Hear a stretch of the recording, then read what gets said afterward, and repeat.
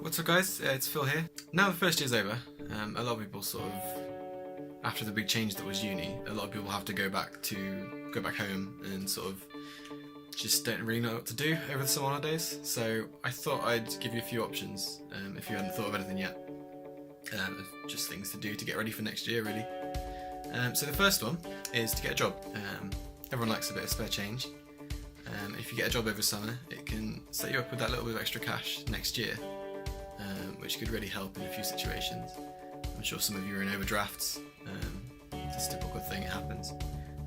But getting a job over the summer will give you the opportunity to either pay that off or, not get into that situation next year. So that's always a good bet.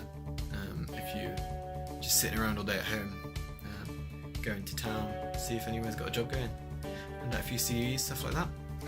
So yeah, that's the first one.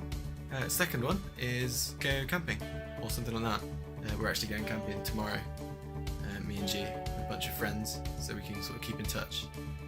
Because a lot of people do get lonely after sort of being with their friends all year at uni, and then going back home.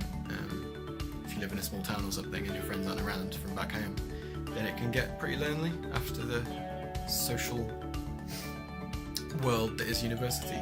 So yeah, that's a good one. It's cheap as well, camping. I think we're paying £10 per person for 2 days. So, it's not too expensive. Depending on where you live, there might not be any jobs around.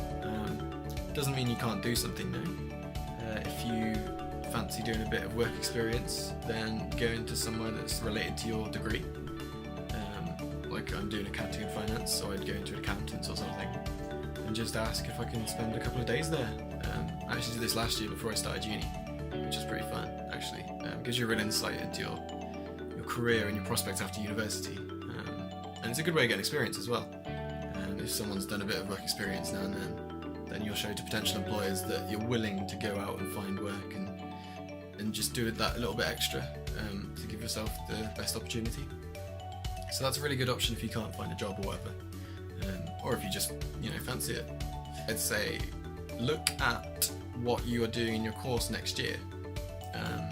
If there's any research you can do prior to starting, for example, that'll set you up with a really good understanding of the year ahead going in, and you'll probably impress your lecturers and stuff like that as well. So it's a win-win really.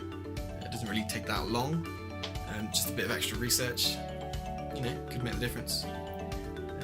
So yeah, the most important thing really is just relax, have a good time.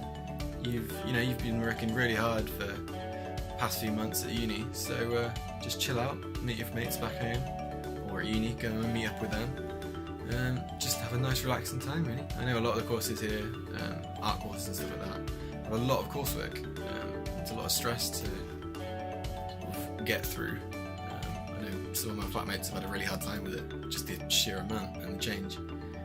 So chill out, have a good summer, it's meant to be enjoyed, it's nice weather, go outside and just chill.